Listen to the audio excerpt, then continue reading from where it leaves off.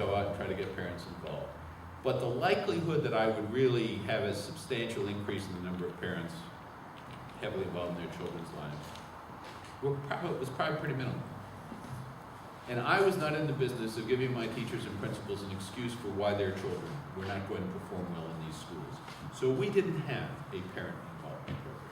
Now, you can disagree with Gerald's conclusion here, but this is a guy who was committed to the idea that there were no excuses and these kids were going to do well. And he pulled it off. And he pulled it off, again, with sort of more art than science, because this is a very tough message about how you make teachers believe that poor kids can learn, and at the same time not making teachers feel as if they're being blamed for the challenges of dealing with children in poverty. Lady in Aqua. Yes, ma'am. Yeah, I'm Margaret McKenna. I'm the former president of Leslie University. I just want to say, one, it's the Koch brothers who are going around finding people to run the school committee and financing their campaigns. That's a very scary thing. And the second thing is that there's a huge amount of money behind corporate money and Koch brothers money and Walton, Gates, Road, but also the right-wing conservative Koch and Walton and those guys about charter schools. And there's, as you all agreed, 6%, only 6, there are great charter schools, but the majority of them are not, but only 6% of them have been turned down for renewal. So we're getting ourselves back in the situation. I had trepidation about coming here this morning because I thought I was going to hear the same old. And I'm thrilled to hear what you're talking about, but all we're hearing are the other voices because they're extremely well financed. Michelle Reed, who I was on a panel with her first week as a superintendent, was already talking about all the things she had done. And where are your voices? Not in books, but except for Diane Ravitch, and Lyndon Darling-Hammer, and Nancy Carlson Page, who everybody thinks have gone around the bend. I'm a lawyer too, so we need your voices in the public sphere, not in the publishing sphere, but in the op-eds and in places where they're heard, or on the website Save Our Schools, or on the Parent National Organization. What? Citizen for Public Schools? No, it's Fair Test, but Save Our Schools is what Diane Ravitch is doing. But it's just the educators and then the unions, but everybody thinks the unions are all, about themselves. So are you guys out there? Is the bar out there? Are we educating lawyers other than teachers and us out of education? Because everybody says, So are you talking not to the saved, but to the unsaved? So let me say that I think that there is, if you want, a crisis of the democratic character of American education. The massive way in which extraordinary concentrations of wealth have moved into the field of education, and the agendas that they have brought with them have really created an issue about whether we will continue to have an education which is public in the fullest meaning of the term. Not just publicly financed, but education that understands the importance of education as a public good, what it provides in terms of education for citizenship and education for democracy. I think that they are genuinely in danger in a way that one would not have thought 20 years ago. And it goes right down into the nature of the reforms. 25 years ago, small schools were a progressive educational innovation, which were designed to create schools on a human scale where they were small enough for all the teachers to sit in a room and talk about where the school needed to go and what it needed to do, where they were small enough that every child in that school was well known by the adults, was small enough that they had an intimate relationship with the community around them. Gates moved into this world, and he fetishized the smallness of the schools, misunderstanding that all it was a scale that made certain things possible.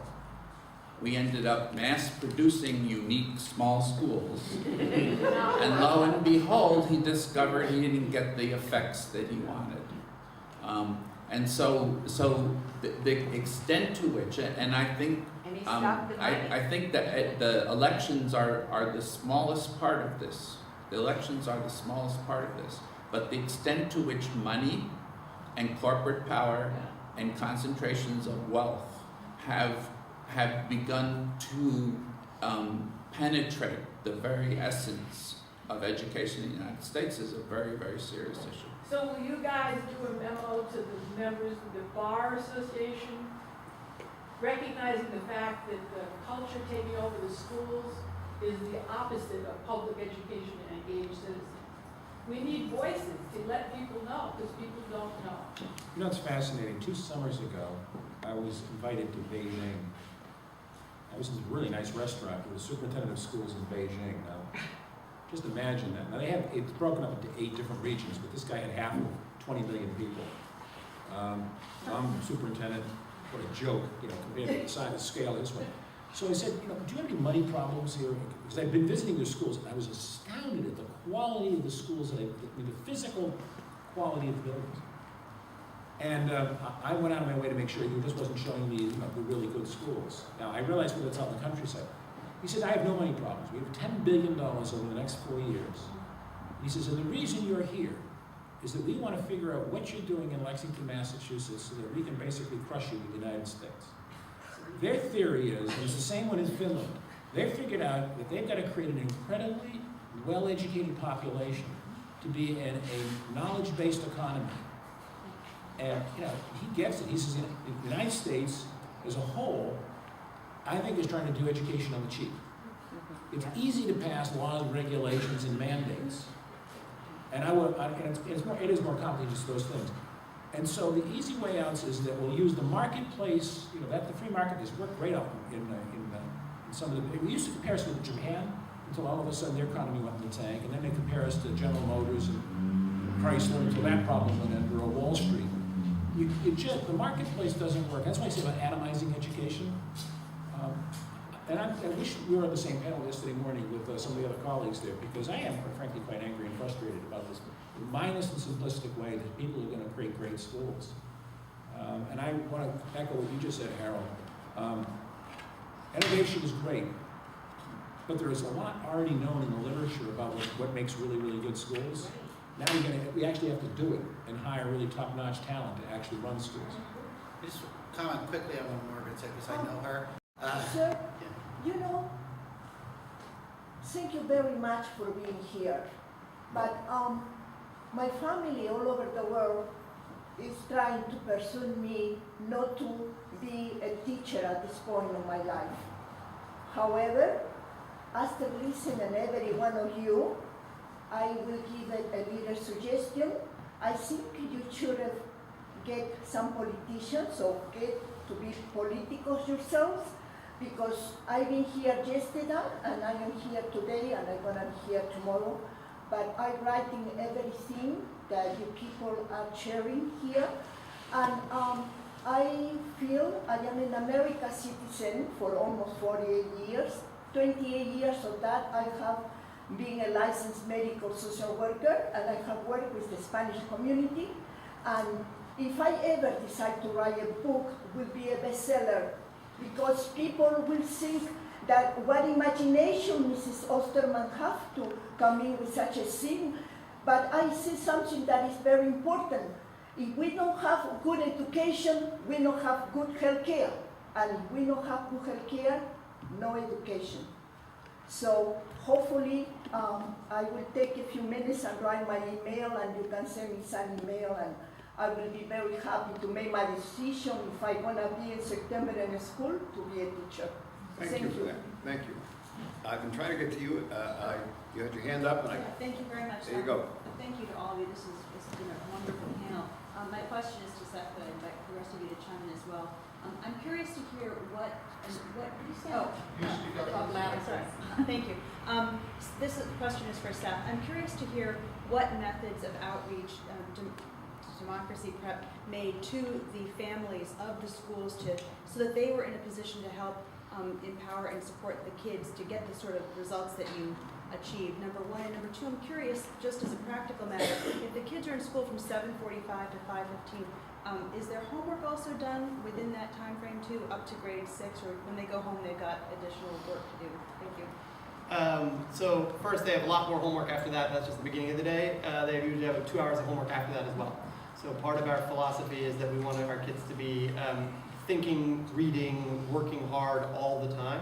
And that is on academic stuff, but it's also on music and theater and dance and art and pieces of the puzzle that are not just reading and math alone. So yes to the second part of your question.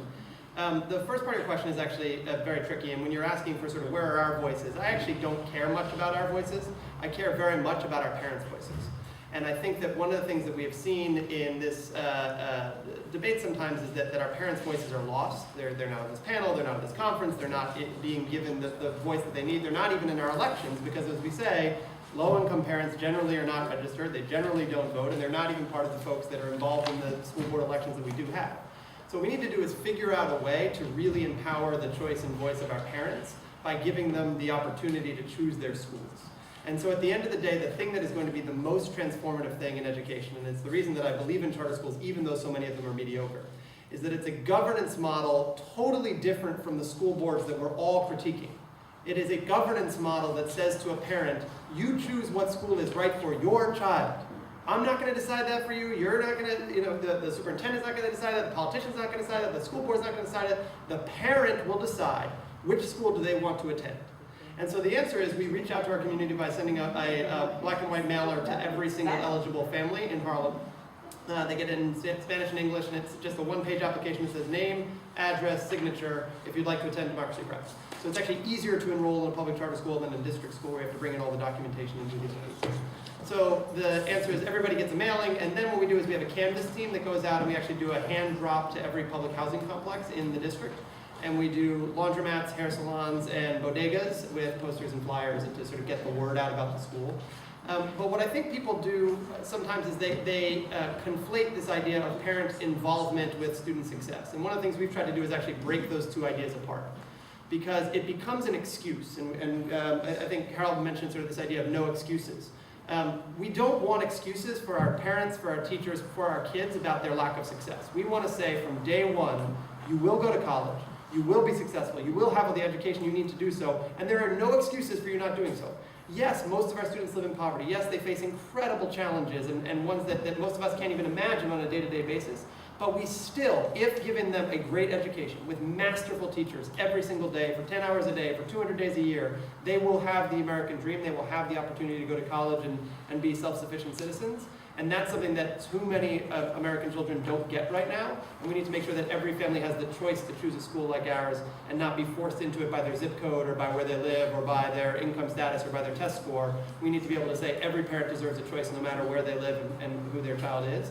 And that, I think, is the most profound change that we'll see in the next 10 years, is giving parents choice about where they attend school. One of the problems with your assumption is, it seems to me, is that if you can get that kid through college with a degree, that the outcome that you're talking about that's implicit in your statement is actually going to be there for them. And the problem we're facing, at least in this time, is that an awful lot of kids are coming out of colleges and cannot find jobs, coming out of law schools and cannot find jobs. Yeah, but compare that to people coming who don't have a high school degree or don't have any degree at all, so it's not even a comparison. The answer is college is better. College is better, there's no question. College is better. This gentleman or lady... Can I just add one thing to that, just to show the reach of some of these problems? The increasing cost of college is making it less likely that poor kids feel they can get through. And if they don't feel they can get through, they start to question why make the effort in high school. And it just has this reverberating effect back down the line. Sure.